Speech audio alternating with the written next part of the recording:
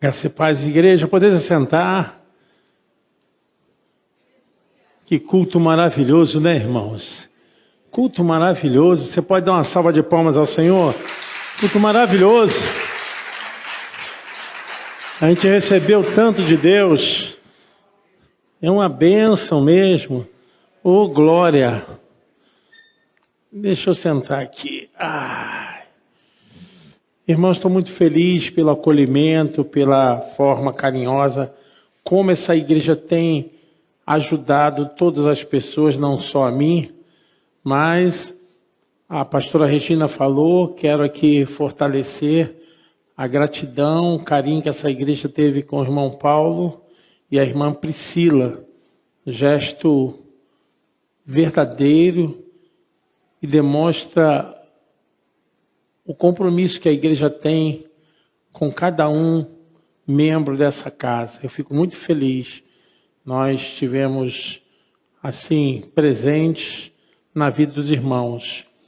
Irmãos, eu quero deixar aqui 2 recados, né? O primeiro recado é que aqueles que puderem, por favor, ouça a mensagem de hoje pela manhã. Eu preguei uma mensagem que eu combato as heresias e falo a respeito da verdadeira fé. E a base da nossa fé está realmente nas Escrituras. Então, o tema da mensagem foi ser feliz em qualquer situação, independente das circunstâncias. Ser feliz em qualquer situação, independente das circunstâncias. Provavelmente vai ficar editado amanhã. E eu vou colocar nos grupos, mas eu insisto. Irmãos, eu estou vendo muitas heresias, muitas coisas erradas. O que é heresia bíblica? Heresia bíblica são ideias e doutrinas que não correspondem às Escrituras, que contradizem as Escrituras. Então, eu estou, assim, muito preocupado com a forma que o inimigo tem atacado as igrejas. E muitas pessoas acabam caindo nesse engano, né? Então, eu chamo a atenção da igreja para que nós tenhamos cuidado com a doutrina, com a fé verdadeira. A segunda coisa é que muitas pessoas perguntam o meu estado clínico. Muitas pessoas perguntam, pastor, como você está? Então, a Adailson, depois no final que eu terminar de pregar, ela vai falar um pouquinho como eu estou. Ainda estou no processo de medicação que ainda não chegou. Então, por enquanto, eu não estou tomando nada a respeito daquilo que eu preciso ainda, que está sendo detectado. Uma boa parte ainda não foi, mas uma parte nós já sabemos o que é. Mas em todas essas coisas somos mais. Então, meu coração está tranquilo, minha fé está em Deus e nada me aflige. Eu sei que todas as coisas cooperam para o bem daqueles que amam a Deus, que andam segundo os seus propósitos, seus decretos, né? Romanos 8, 28. Então, queridos, Deus me colocou uma mensagem no coração e eu estava meditando muito a respeito dessa poderosa base da fé cristã, da fé. O motivo de estarmos aqui, o motivo de estarmos reunidos, o que nos trouxe aqui é justamente ter a certeza que nós estamos seguindo o caminho certo. Estamos andando no caminho certo. E se isso não fosse verdade, estaríamos aqui em vão. Então a verdade que nos conduz, ela é produzida através da nossa fé na palavra de Deus.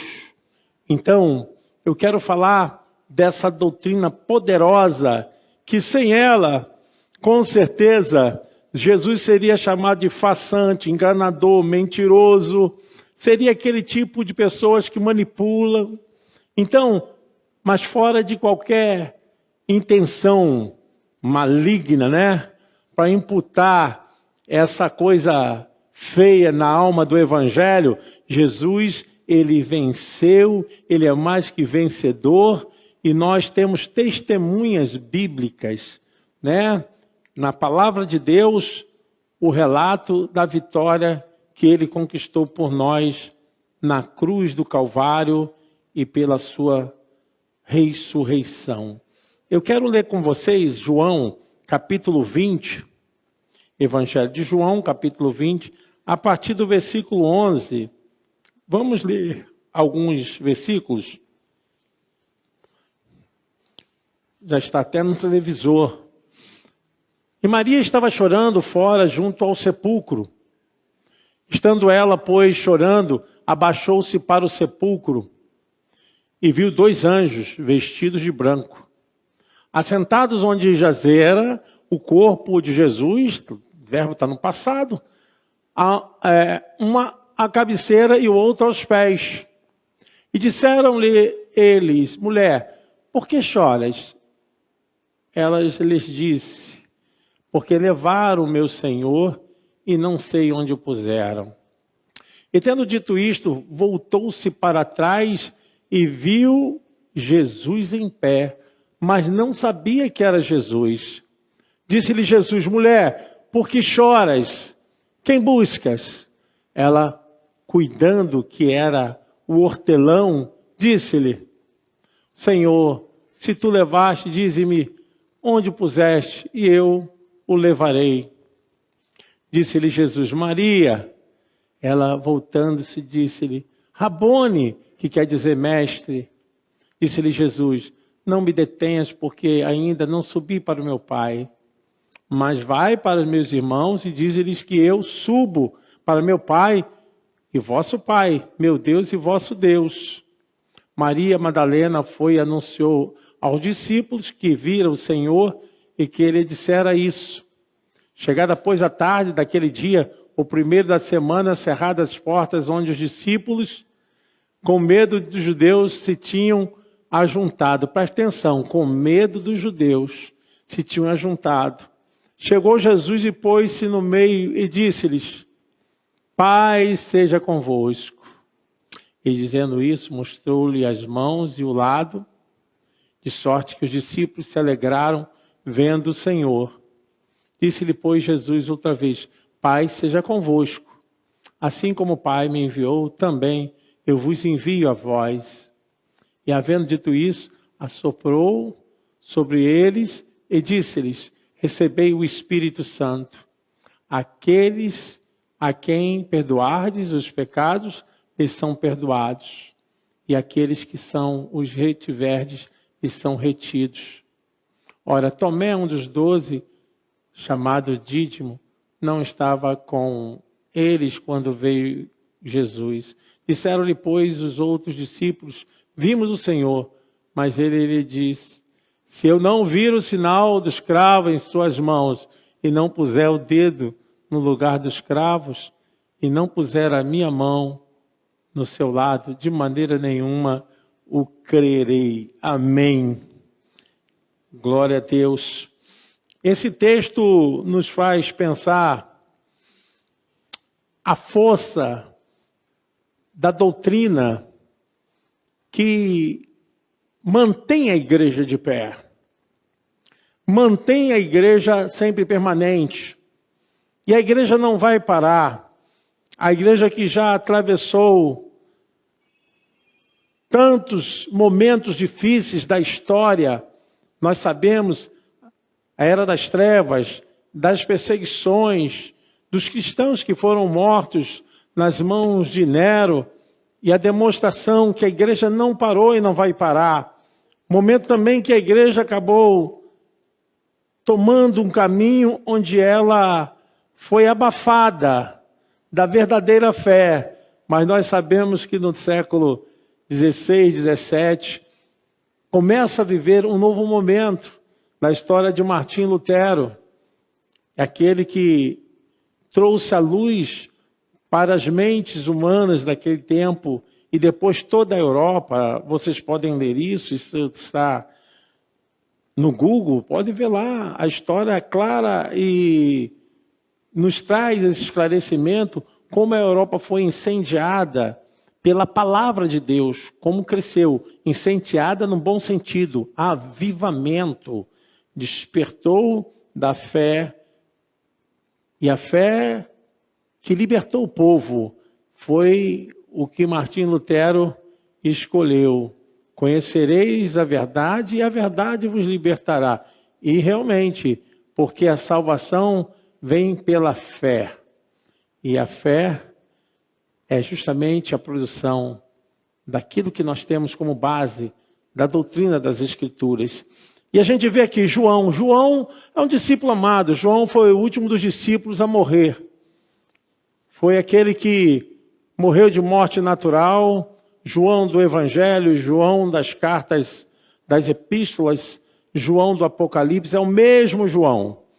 Esse João, ele tem uma relação profunda com todo o processo do ministério de Jesus e ele tem muito testemunho. Se sabe que a igreja, após a perseguição que aconteceu e João foi preso, colocado na ilha de Pátimos, ele era a única referência da pessoa que viu Jesus, que conheceu o ministério de Jesus, então se tornou um marco muito forte para o Evangelho. Então, é esse João que escreve-nos, que fala a respeito desse momento que Maria teve. Maria aqui, Maria Madalena. Maria em que Jesus expulsou 7 demônios. Essa Maria que recebe a cura, a libertação. Essa mulher que era investidora do ministério de Jesus. Essa Maria aqui não vamos confundir com Maria, irmã de Lázaro, e tampouco com outras mulheres. Essa Maria, ela foi a primeira seguidora de Jesus do sexo feminino. Ela realmente foi abençoada e era muito grata. E ela tinha uma ligação muito forte com o ministério de Jesus, porque ela estava em todo o tempo, nos momentos mais difíceis que Jesus passou. Então, ela também, nesse texto, foi a proclamadora. Ela foi o querigma de Deus, a proclamadora, porque ela que vai na frente dos discípulos, ela que vai ao sepulcro, ela é a primeira a chegar e encontrar o sepulcro vazio e não entender. A sua dor, a sua tristeza era tão grande que ela não conseguia nem enxergar que Jesus estava perto dela, porque o embaraço emocional era muito grande, porque perderam o mesmo Senhor 2 vezes. Primeira vez que o mataram, segunda que levaram o seu corpo. E isso comove as suas emoções e traz uma sensação de embaraço para a sua vida. E Maria, ela estava ali para ser uma divulgadora da mensagem da ressurreição. Olha que coisa linda. Deus escolheu Maria para anunciar. Vai lá e avisa aos meus irmãos, disse Jesus. E quando Jesus fala com ela, ela confunde Jesus com um hortelão, ela confunde Jesus com outra pessoa, mas até que Jesus fala, Maria, aí ela então descobre que é o Senhor Jesus e cai a consciência que ela estava falando com Jesus. Mas vou dizer para os irmãos que, analisando a Bíblia, a gente vê que nem os discípulos acreditavam muito que Jesus fosse ressuscitar. É porque a fé era muito iniciante, a fé era muito no começo. E aquele fato da ressurreição é algo assim, fora do comum. Então Jesus já havia avisado, olha, eu vou ser retirado da terra por 3 dias, mas eu voltarei. Mas a gente percebe que os discípulos não estavam ligados, não estavam ainda com essa capacidade espiritual, né, com esse nível de grau espiritual, de entenderem que ele precisava morrer e precisava voltar, porque senão o evangelho seria fadado, seria esgotado por todas as ameaças quanto o diabo já havia lançado de destruir a raça humana. Então, a ressurreição de Jesus é a base da nossa fé, porque a fé, ela está justamente porque Cristo ressuscitou. E nós vamos ver isso aqui. Maria, ela estava ali para propagar, para falar dessa grandeza. E Maria também estava junto com as outras mulheres quando Jesus estava na cruz. Maria estava lá. E o outro apóstolo que estava presente era João. O restante fugiram, estavam com medo. Por isso que eu falei, guarde justamente isso, medo. O medo é muito comum. O medo nos assalta, nos tira da fé. Há uma divulgação de pesquisa que existe 80 tipos de medos, né? Que as pessoas são ameaçadas. Mas também existe na Bíblia 80 vezes que diz, não temas, não temas. Você pode aplaudir ao Senhor? Não temas. Marcos, capítulo 15, versículo 37 ao 41. Eu gostaria que colocasse aqui. A gente vai ver essa mesma Maria. E Jesus, dando um grande brado, expirou. Isso aí estava na cruz. E o véu do templo se rasgou em dois, de alto a baixo. E o centurião que estava de frente dele, vendo que assim clamando, expirara, disse, verdadeiramente este homem era o Filho de Deus. E também ali estavam algumas mulheres, olhando de longe, entre as quais também estava quem, irmãos? Maria Madalena. Aí vem todas as mulheres, e Maria, mãe de Tiago, menor de José e Salomé, as quais também seguiam e serviam quando estavam na Galileia, e muitas outras que tinham subido com ele a Jerusalém. Até aí tá bom, irmão. A gente vê que as mulheres, elas têm um empenho muito grande no reino de Deus. As mulheres têm uma dedicação muito forte. Os homens têm mais relacionamento que vira relacionamento racional. Os homens são muito intelecto. Mas as mulheres têm mais relacionamento emocional. As mulheres têm muito mais alma na obra de Deus do que os homens. Não há nada para desmerecer os homens, não. Mas a gente percebe na Bíblia o quanto elas têm esse apreço e essa dedicação pela obra de Deus. Se a gente for ver direitinho, o que move as igrejas de uma maneira assim muito forte, muito grande, são as mulheres. As mulheres, elas têm a direção muito grande de não ficar entendendo muitas coisas, mas de amar a obra de Deus.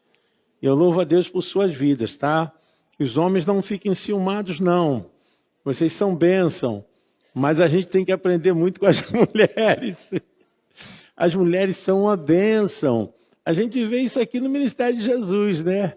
E eu fico muito feliz por ter um movimento grande de mulheres em todas as igrejas com essa fé, com esse amor pela obra de Deus. Vocês podem aplaudir as mulheres? Deus abençoe vocês, mulheres. Ô, glória! A gente sabe que na base da doutrina cristã, quem foi anunciar a ressurreição? As mulheres. Elas foram falar e anunciar do poder ressurreto de Jesus. Irmãos, volto a dizer, se Cristo não ressuscitou, toda a nossa vida cristã seria completamente evasiva. A fé, ela está pautada verdadeiramente na ressurreição de Cristo. 1 Coríntios capítulo 15, versículo 14 ao 19, o apóstolo Paulo faz uma dissertação a respeito desse poder da ressurreição. E Paulo vai profundamente, 1 Coríntios 15, versículo 14 ao 19, Estela. E se Cristo não ressuscitou, logo é vã a nossa pregação. E também vã o quê? A vossa fé. Assim somos também considerados como falsas testemunhas de Deus, pois testificamos de Deus, que ressuscitou a Cristo, do qual, porém, não ressuscitou, se, na verdade, os mortos não ressuscitam. Porque se os mortos não ressuscitam, também Cristo não ressuscitou. E se Cristo não ressuscitou, o que diz aí, irmãos? É vã a vossa fé, e ainda permaneceis nos vossos pecados. E também os que dormiram em Cristo, que morreram em Cristo, estão perdidos. E se esperamos em Cristo, olha essa ambiguidade, né? Esse confronto. Irmãos, nós não esperamos Cristo nessa vida. Isso é para despertar a igreja. E se esperamos em Cristo só nesta vida, somos os mais miseráveis de todos os homens.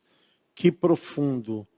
Nós não podemos ter uma fé que ela está esmerilhada às coisas e aos bens materiais dessa vida, ou o tipo de qualidade que a vida pode nos dar.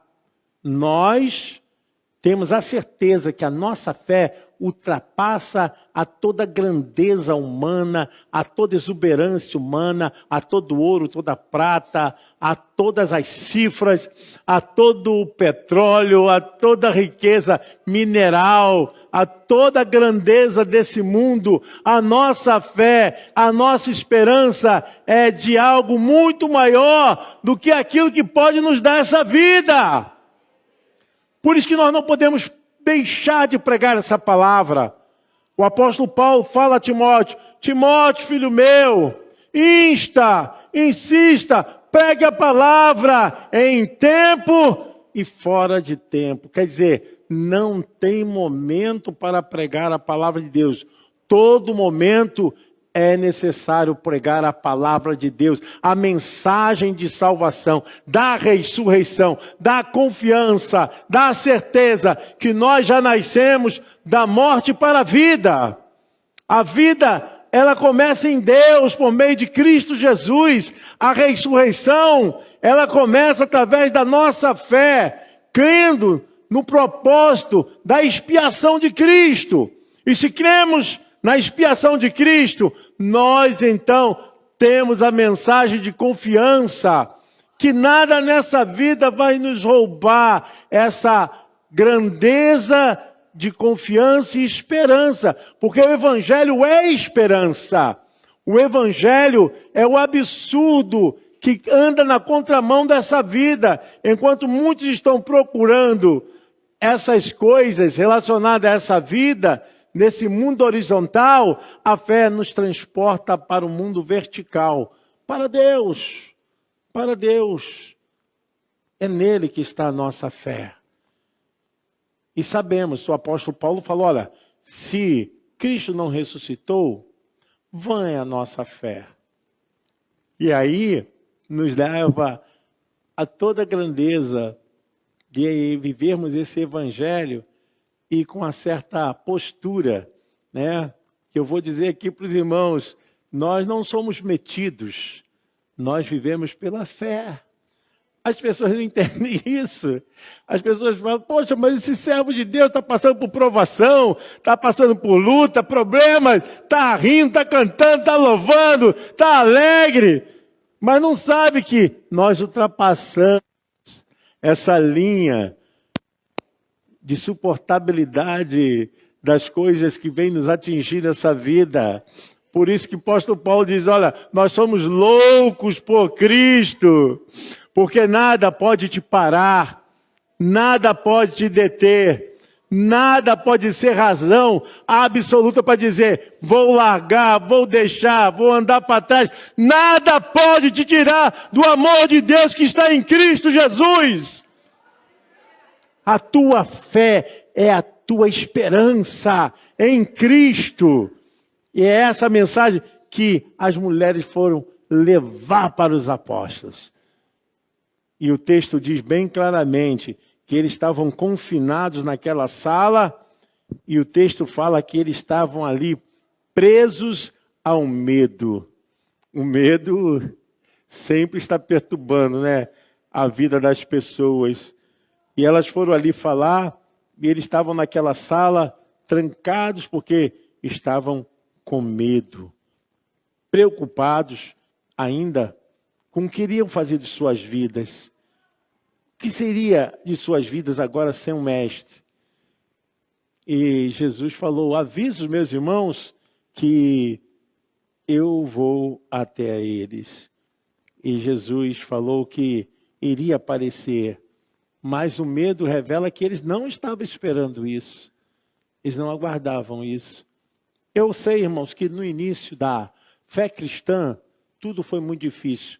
Quando você lê Atos, a partir do capítulo 3, você vê os discípulos apóstolos totalmente diferentes daqueles que estavam seguindo Jesus, que Jesus estava presente. Jesus estava presente. Depois da ausência de Jesus e da aparição de Jesus para eles, naquele cenáculo, naquela sala, eles mudaram completamente.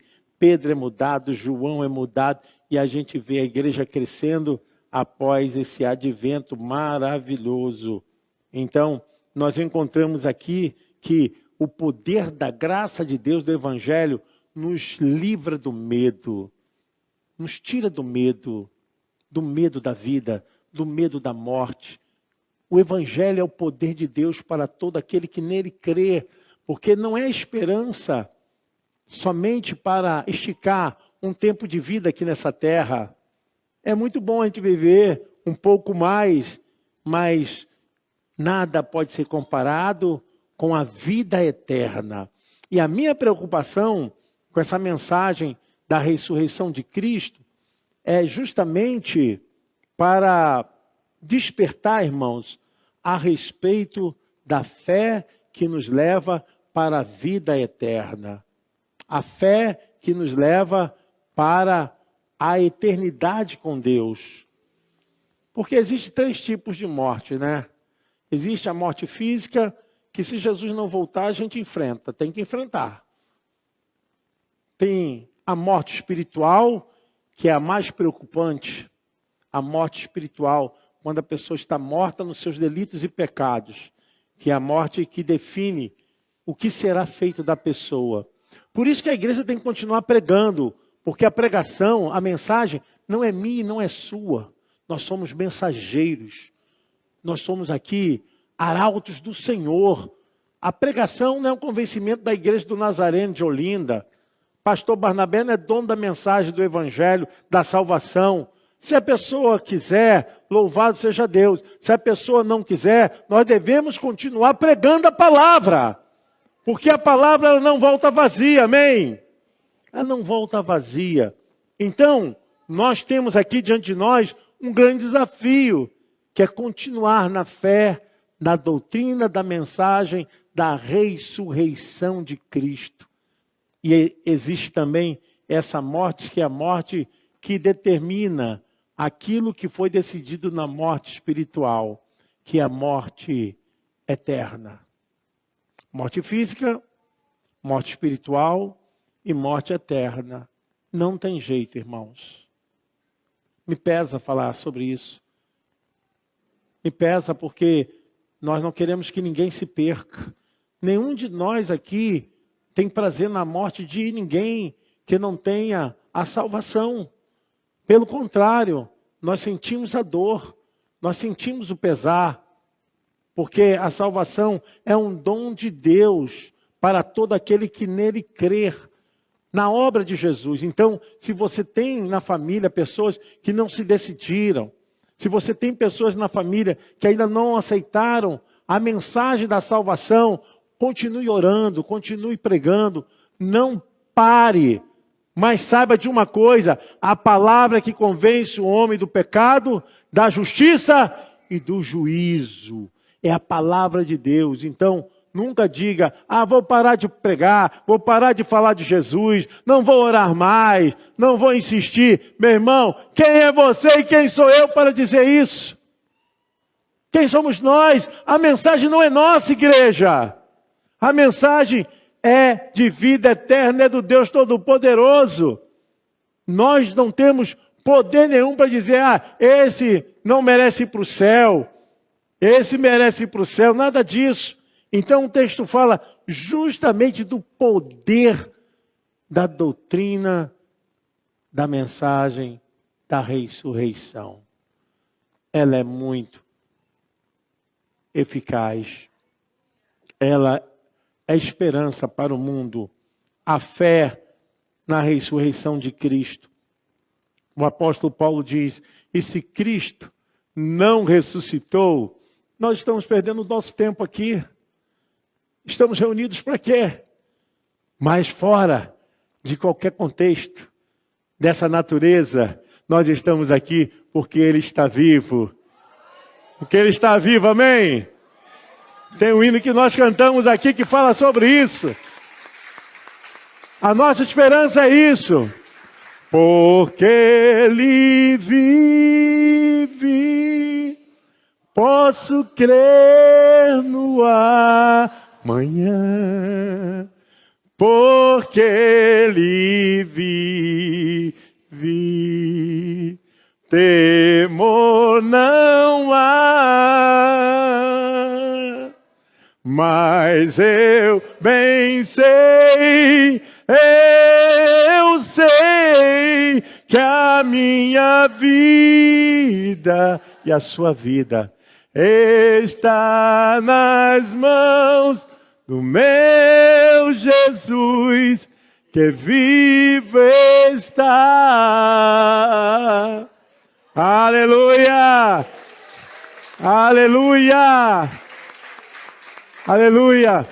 Vocês entendem como essa palavra chegou forte aos corações dos discípulos? Essa esperança, essa convicção de quebrar as trevas da alma, de tirar o medo, de espantar todo impedimento. A mensagem da ressurreição. E Cristo, Ele é testificado, visto por muitas pessoas, os 2 discípulos no caminho de Emaús, depois foi visto pelos próprios apóstolos. Cristo também foi visto por mais de 500 testemunhas. Isso está lá em 1 Coríntios 15, 6. Nós sabemos na palavra de Deus como isso corrobora, fortalece a nossa fé. Por isso que a nossa fé não é em vão. A nossa fé, ela está baseada nas Escrituras. 1 Coríntios 15, 6, o apóstolo Paulo fala que Cristo foi visto por mais de 500 pessoas. Depois foi visto uma vez por mais de 500 irmãos, dos quais vive ainda a maior parte, mas alguns já dormem também. Então o apóstolo Paulo testemunha, depois da ressurreição, que a aparição de Jesus foi algo muito comum e testemunhado por muitas pessoas. Cristo apareceu para dizer, eu venci a morte. Eu venci a morte. E Jesus estava chegando até aquela sala.